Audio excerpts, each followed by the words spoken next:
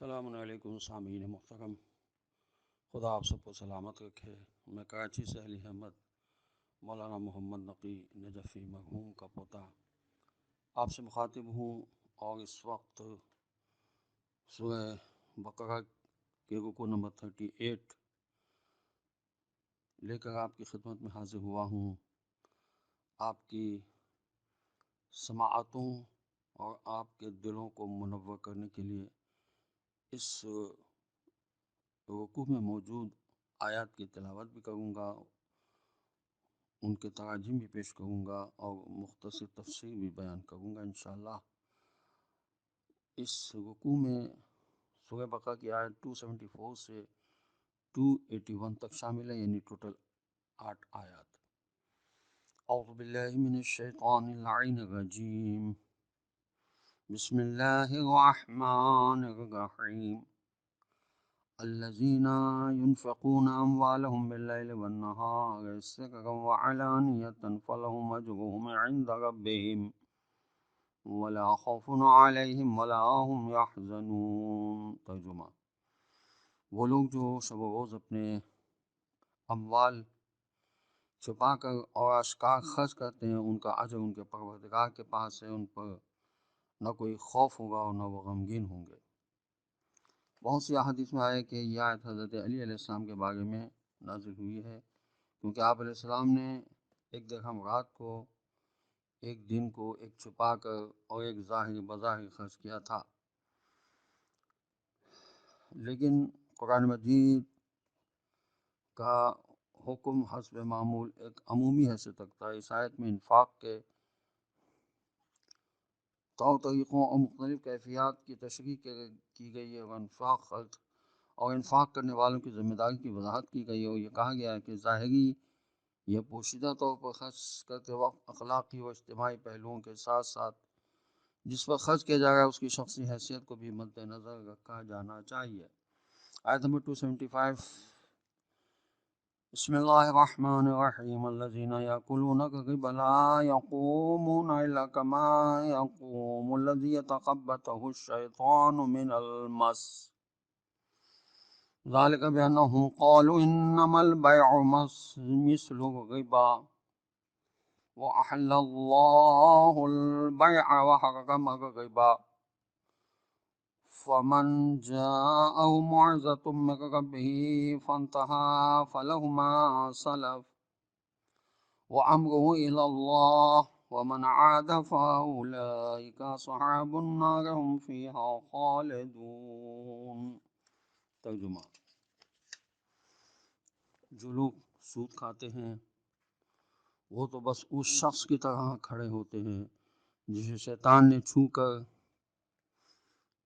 باولا اور پاگل بنا دیا ہو، اور وہ اپنے اعتدال کو برقرار نہ رکھ سکتا ہو، کبھی زمین پر گرتا ہو، کبھی کھڑا ہو جاتا ہو۔ یہ سب اس لیے کہ وہ کہتے ہیں کہ تجارت بھی سود کی طرح ہے اور ان دونوں میں کوئی فرق نہیں، جبکہ اللہ نے تجارت کو حلال اور سود کو حرام قرار دیا ہے، کیونکہ دونوں میں بہت فرق ہے۔ اور اگر کسی تک خدا تعالیٰ کی طرف سے نصیحت پہنچ جائے اور وہ سود خوری سے بچ جائے تو وہ سود جو اس کی حرمت کے حکم کے نازل ہونے سے پہلے اسے مل چکا ہے وہ اس کا مال ہے، اور اس حکم میں گزشتہ مال شامل نہ ہوگا، اور اس کا معاملہ خدا کے سپرد ہو جائے گا اور وہ اس گزشتہ معاملے کو بخش دے گا۔ لیکن جو لوگ لوٹ جائیں اور اس گناہ کا نئے سرے سے ارتکاب کریں وہ اہل آتش جہنم میں ہوں گے اور اس میں ہمیشہ رہیں گے۔ آیت نمبر 276، یمحق اللہ الربا ویربی الصدقات واللہ لا یحب کل کفار اثیم۔ ترجمہ: اللہ سود کو نابود کر دے گا اور صدقات کو بڑھائے گا، اور خدا کسی نا شکر گزار گناہ گار کو دوست نہیں رکھتا۔ آیت 277، ان الذين آمنوا وعملوا الصالحات واقاموا الصلاة واتوا الزكاة لهم اجرهم عند ربهم ولا خوف عليهم ولا هم يحزنون۔ ترجمہ: جو لوگ ایمان لے آئے اور انہوں نے اچھے اعمال انجام دیے اور نماز قائم کی اور زکوٰۃ ادا کی، ان کی اجرت و ثواب ان کے پروردگار کے پاس ہے، انہیں نہ کوئی خوف ہوگا اور نہ وہ کسی حزن و ملال میں مبتلا ہوں گے۔ گزشتہ آیات میں حاجت مندوں کے لیے مال خرچ کرنے اور رفاع عام کے کام سر انجام دینے کے بارے میں گفتگو تھی۔ ان آیات میں سود خوری کا مسئلہ زیر بحث آیا ہے۔ سود خوری کا اثر اور نتیجہ انفاق کے اثر اور نتیجے کی ضد ہے۔ ان آیات کا مقصد دراصل گزشتہ آیات کے سلسلے کی تکمیل کرنا ہے، کیونکہ سود طبقاتی تفاوت میں اضافے اور چند لوگوں کے پاس سرمایہ کی ریل پیل اور معاشرے کے بیشتر لوگوں کی محرومیت کا سبب بنتا ہے۔ ان آیت میں سختی سے سود کے بارے میں حکم اور اس کی حکمت بیان کی گئی ہے۔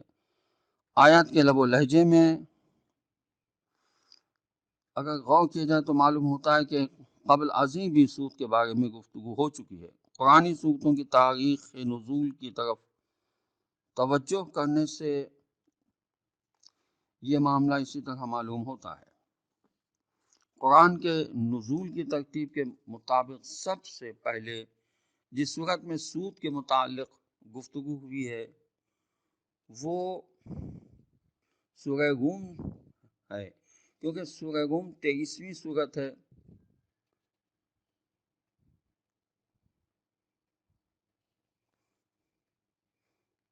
کیونکہ سورہ روم 30ویں صورت ہے، معاف کیجیے گا، جو مکے میں نازل ہوئی۔ اس صورت کے علاوہ کسی اور مکی صورت میں سود کے بارے میں کوئی حکم نظر نہیں آتا، لیکن اس میں بھی سود کے بارے میں اخلاقی نصیحت کے طور پر گفتگو کی گئی ہے اور فرمایا گیا کہ سود خوری بارگاہ پروردگار میں کوئی پسندیدہ کام نہیں ہے۔ ارشاد ہوتا ہے وَمَا آتَيْتُم مِّن رِبًا لِيَرْبُوا فِي أَمْوَالِ النَّاسِ فَلَا يَرْبُ عِندَ اللَّهِ، یعنی ہو سکتا ہے کوتاہ بین افراد کی نظر میں سود خوری سرمایہ میں اضافے کا ذریعہ ہو، لیکن بارگاہ خدا میں اس سے کوئی زیادتی نہیں ہوتی۔ یہ سورہ روم کی آیت نمبر ہے 39 اور سورہ روم قرآن مجید کا 30 نمبر کا سورہ ہے۔ اس سے مراد یہ ہے، یہ جو کہا گیا الذین یاکلون الربا لا یقومون الا کما یقوم الذی یتخبطہ الشیطان من المس، کہ خبط اس پہ لفظ استعمال ہوا ہے، اس کا لغوی معنی ہے راہ چلتے یا اٹھتے وقت بدن کو اعتدال پر نہ رکھ سکنا۔ آیت میں سود خور کو آسیب زدہ اور دیوانے سے تشبیہ دی گئی ہے، جو چلتے وقت اپنے بدن کو اعتدال میں نہ رکھ سکے اور صحیح طریقے سے قدم نہ اٹھا سکے۔ اس سے مراد دنیا میں سود خوروں کا اجتماعی چال چلن ہے، کیونکہ ان کا یہ عمل دیوانوں کا سا ہے۔ وہ صحیح اجتماعی فکر نہیں رکھتے، یہاں تک کہ وہ اپنے فوائد کو بھی نہیں پہچان پاتے، کیونکہ تعاون، ہمدردی، انسانی جذبے اور دوستی جیسے مسائل ان کے نزدیک کوئی مفہوم نہیں رکھتے۔ دولت کی پرستش نے ان کی آنکھوں کو ایسا اندھا کر رکھا ہے کہ وہ نہیں سمجھتے کہ پسے ہوئے طبقوں کا استحصال اور ان کی محنت و زحمت سے حاصل ہونے والے مال کی غارت گری ان کے دلوں میں دشمنی کا بیج بوئے گی، اور معاملہ ایسے انقلابات اور تغیرات تک جا پہنچے گا کہ مالکیت کی بنیاد ہی خطرے سے دوچار ہو جائے گی، اور اسی صورت میں معاشرے میں سے امن و امان اور راحت و سکون رخصت ہو جائے گا۔ اس طرح سود خور بھی راحت و آسائش کی زندگی نہیں گزار سکیں گے، لہٰذا ان کا چال چلن دیوانوں کا سا ہوگا۔ اس سے مراد حشر و نشر کے وقت کھڑا ہونا اور میدان قیامت میں آنا بھی ہو سکتا ہے، یعنی سود خور اس جہان میں زندہ ہونے کے وقت دیوانوں اور آسیب زدہ افراد کی طرح محشور ہوگا۔ تو جو لوگ اس میں ملوث ہیں وہ ذرا سوچیں کہ کیا ہوگا ان کا حال قیامت کے دن۔ اکثر مفسرین نے دوسرے احتمال کو قبول کیا ہے، لیکن بعض نئے مفسرین نے پہلے احتمال کو ترجیح دی ہے۔ لیکن انسان کے اعمال چونکہ اس جہان میں مجسم ہو کر پیش ہوں گے، لہذا ممکن ہے کہ آیت کا اشارہ دونوں معنی کی طرف ہو، یعنی دنیا میں جن لوگوں کا قیام غیر عاقلانہ اور دیوانہ وار سرمایہ اندوزی ہے، دوسرے جہان میں بھی وہ دیوانوں کی طرح محشور ہوں گے۔ یہ بات قابل توجہ ہے کہ روایات میں دونوں مفاہیم کی طرف اشارہ ہوا ہے۔ آیت کی تفسیر میں ایک روایت میں حضرت امام جعفر صادق علیہ السلام سے منقول ہے کہ آپ علیہ السلام نے فرمایا سود خور جب تک پاگل پن کی ایک قسم میں مبتلا نہ ہو جائے دنیا سے نہیں جاتا۔ سود خور کی عجیب منطق ہوتی ہے۔ وہ کہتے ہیں کہ تجارت اور سود خوری میں کوئی فرق نہیں ہے، یعنی دونوں ایک ہی طرح کا لین دین ہے جنہیں طرفین اپنے ارادے و اختیار سے انجام دیتے ہیں۔ قرآن ان کے جواب میں کہتا ہے کہ خدا نے بیع اور تجارت کو حلال قرار دیا ہے اور سود کو حرام کیا ہے، یعنی ان دونوں کے درمیان واضح فرق ہے، انہیں ایک دوسرے سے مشتبہ نہیں کرنا چاہیے۔ عام خرید و فروخت میں طرفین نفع و نقصان میں برابر کے شریک ہوتے ہیں، بعض اوقات دونوں کو نفع ہوتا ہے، بعض اوقات دونوں کو نقصان اٹھانا پڑتا ہے، اور کبھی ایک کو نفع اور دوسرے کو نقصان ہوتا ہے، جبکہ سودی معاملات میں سود خور کو کبھی نقصان نہیں ہوتا اور نقصان کے احتمال کا سارا بوجھ دوسرے کے کندھے پر جا پڑتا ہے۔ یہی وجہ ہے کہ سودی ادارے دن بدن بڑے سرمایہ دار بنتے چلے جاتے ہیں، ضعیف نحیف تر ہوتے چلے جاتے ہیں، اور دولت مندوں کی ثروت کا حجم ہمیشہ بڑھتا رہتا ہے۔ عام تجارت اور خرید و فروخت میں طرفین تولید مال و مصرف کی راہ میں قدم اٹھاتے ہیں، جبکہ سود خوری اس سلسلے میں کوئی مثبت عمل انجام نہیں دیتا۔ سود خوری کے عام ہو جانے سے سرمایہ غلط اور غیر صحیح راستے پر استعمال ہونے لگتا ہے، اور اقتصاد کے ستون جو معاشرے کی بنیاد ہیں متزلزل ہو جاتے ہیں، جبکہ تجارت سرمایہ کی درست اور صحیح گردش کا سبب ہے۔ سود خوری طبقاتی کشمکشوں اور جنگوں کا ذریعہ ہے، جبکہ صحیح تجارت اس طرح نہیں ہے، وہ معاشرے کو کبھی طبقاتی تقسیم اور اس سے پیدا ہونے والی جنگوں کی طرف نہیں کھینچتی۔ مزید فرمایا گیا وَأَمْرُهُ إِلَى اللَّهِ، یعنی ان کا معاملہ قیامت میں خدا کے سپرد ہوگا۔ اس جملے کا ظاہری مفہوم تو یہ ہے کہ سزا یا معافی کے بارے میں ان لوگوں کا مستقبل واضح ہے، لیکن گزشتہ حصے کی طرف توجہ کرنے سے معلوم ہوتا ہے کہ یہاں سود اتنا بڑا گناہ بتایا گیا ہے کہ جو لوگ پہلے یہ کام کرتے تھے ان کی معافی کا ذکر بھی صراحت سے کرنا پڑا ہے تاکہ مخفی نہ رہے۔ یعنی جو شخص خدا تعالیٰ کی طرف سے اس نصیحت اور بار بار کی تاکید کے باوجود اس عمل سے دستکش نہ ہو، اسے چاہیے کہ پروردگار کے دردناک اور دائمی عذاب کا منتظر رہے۔ آیت نمبر 278 یا ایھا الذین آمنوا اتقوا اللہ وذروا ما بقی من الربا ان کنتم مؤمنین۔ آیت نمبر 279 وَإِن لَّمْ تَفْعَلُوا فَأْذَنُوا بِحَرْبٍ مِّنَ اللَّهِ وَرَسُولِهِ وَإِن تُبْتُمْ فَلَكُمْ رُءُوسُ أَمْوَالِكُمْ لَا تَظْلِمُونَ وَلَا تُظْلَمُونَ۔ آیت 280 وَإِن كَانَ ذُو عُسْرَةٍ فَنَظِرَةٌ إِلَىٰ مَيْسَرَةٍ وَأَن تَصَدَّقُوا خَيْرٌ لَّكُمْ إِن كُنتُم تَعْلَمُونَ۔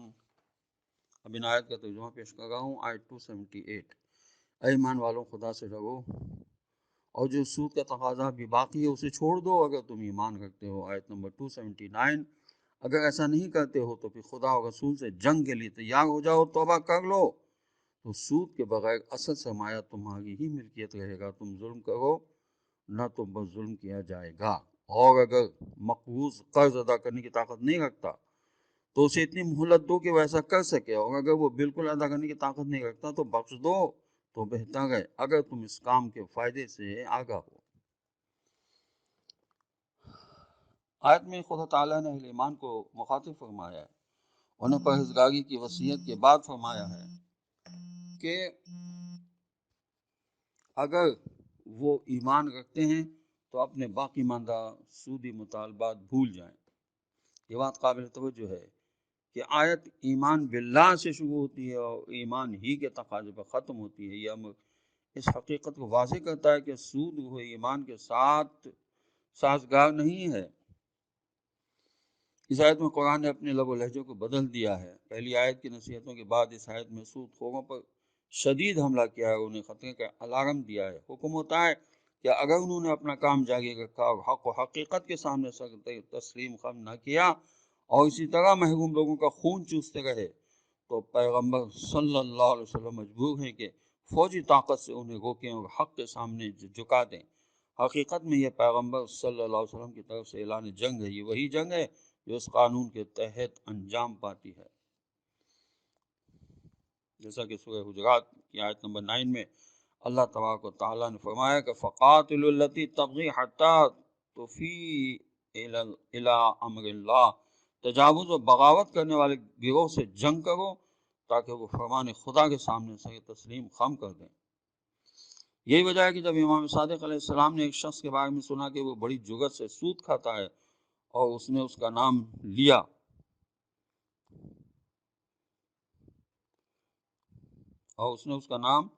لبا یعنی دودھ رکھا ہے، تو فرمایا کہ اگر مجھے اس پر دسترست حاصل ہو جائے تو اسے قتل کر دوں۔ اس حدیث سے معلوم ہوتا ہے کہ یہ حکم ان لوگوں کے لیے جو اسلام میں حکومت سود کے منکر ہوں۔ بہر صورت اس آیت سے پتہ چلتا ہے کہ اسلامی حکومت طاقت کے ذریعے سود خوری کو روک سکنے کی مجاز ہے۔ قبل ازیں بیان کیا جا چکا ہے کہ سود کے بغیر اصل سرمایہ کاری طلبگار کا حق ہے۔ اس آیت میں مقروض کا ایک حق بیان کیا گیا ہے کہ اگر وہ اپنا قرض ادا کرنے سے عاجز ہو تو نہ صرف یہ کہ زمانے جاہلیت کے رسم کے مطابق ان پر نیا سود نہ لگایا جائے اور انہیں ستایا نہ جائے، بلکہ اصل قرض کی ادائیگی پر بھی انہیں مہلت دی جانی چاہیے تاکہ جب وہ واپس کر سکنے کے قابل ہوں تو اس وقت لوٹا سکیں۔ آیت نمبر 281 وَاتَّقُوا يَوْمًا تُرْجَعُونَ فِيهِ إِلَى اللَّهِ ثُمَّ تُوَفَّى كُلُّ نَفْسٍ مَا كَسَبَتْ وَهُمْ لَا يُظْلَمُونَ، اور اس دن سے ڈرو جب خدا کی طرف پلٹ جاؤ گے اور پھر ہر شخص نے جو کچھ انجام دیا ہوگا اسے لوٹا دیا جائے گا اور ان پر ظلم و ستم نہیں ہوگا، بلکہ وہ جو کچھ بھی دیکھیں گے وہ ان کے اپنے اعمال کے نتائج ہوں گے۔ قرآن مجید کا طریقہ یہ ہے کہ جزوی احکام اور اسلامی پروگرام بیان کرنے کے بعد بہت سے مواقع پر آخرکار کلی، عمومی اور جامع اصول بیان کرتا ہے تاکہ احکام کی مزید تاکید ہو جائے اور وہ پوری طرح فکر اور روح کی گہرائیوں میں اتر جائے۔ لہذا اس آیت میں لوگوں کو قیامت و بدکاروں کے اعمال کے عذاب کی طرف توجہ دلاتے ہوئے بیدار کیا گیا ہے۔ مقصد یہ ہے کہ وہ متوجہ رہیں کہ ایک دن ایسا آنے والا ہے کہ انسان کے تمام اعمال بغیر کسی کمی بیشی کے اسے لوٹا دیے جائیں گے۔ وہ تمام چیزیں جو عالم ہستی کے دفتر ضبط و ثبت میں محفوظ ہیں ایک ہی مقام پر اسے دے دی جائیں گی۔ یہ مقام وہ ہوگا جہاں وہ اعمال کے برے نتائج سے خوف زدہ ہوگا، لیکن یہ تو جو کچھ بویا تھا اس کا حاصل ہوگا اور کسی کی طرف اس پر کوئی ظلم نہ ہوگا، بلکہ یہ تو خود انسان ہے جو اپنے اوپر ظلم و ستم روا رکھتا ہے۔ وَهُمْ لَا يُظْلَمُونَ، سود خواری کے بہت نقصانات ہیں۔ اسلامی روایات میں ایک مختصر سے پرمعنی جملے کے ذریعے سود کے برے اور اخلاقی اثر کی طرف اشارہ ہوا ہے۔ کتاب وسائل الشیعہ میں سود کی حرمت کی وجہ کے بارے میں ہے کہ حشام بن سالم کہتا ہے کہ حضرت امام جعفر صادق علیہ السلام نے فرمایا خدا تعالی نے سود کو حرام قرار دیا ہے تاکہ لوگ نیک کام کرنے سے رک نہ جائیں۔ خدا ہمیں اس مصیبت سے محفوظ رکھے۔ خدا کرے کہ جو لوگ اس میں ملوث ہیں ان کی آنکھیں کھل جائیں اور وہ امام زمانہ عجل اللہ تعالیٰ فرجہ شریف کے اگر حقیقت میں منتظر ہیں تو اس کام سے باز آ جائیں۔ اللہ ہم سب کو قرآن پڑھنے، سمجھنے اور اس پر عمل کرنے کی توفیق نصیب ہو۔ خداوند عالم تمام ارواح مومنین و مومنات کی مغفرت فرمائے، خصوصاً میرے دادا مولانا محمد نقی نجفی کہ اللہ درجات بلند فرمائے۔ خدا جو بیمار ہیں ان سب کو شفا کلی نصیب کرے۔ خدا ہم سب کی یہ دعا قبول فرمائے کہ امام زمانہ کا جلد ظہور ہو اور ہم سب کا شمار ان کے اعوان و انصار میں ہو جائے۔ السلام علیکم ورحمۃ اللہ وبرکاتہ۔